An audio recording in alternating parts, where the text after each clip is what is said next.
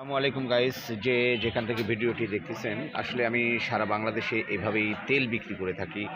এইগুলো দেখতেছেন যে গাছ, এই গাছরা ফুল ফল লতা পাতা সাল বাকলা দিয়ে আমি তেলটা তৈরি করে থাকি। এর মধ্যে 119 পদের আমি গাছ দেই।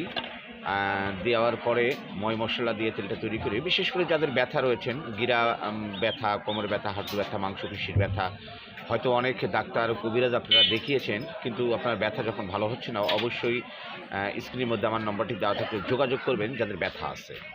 আমি এই ব্যথার তেলটা তৈরি করি।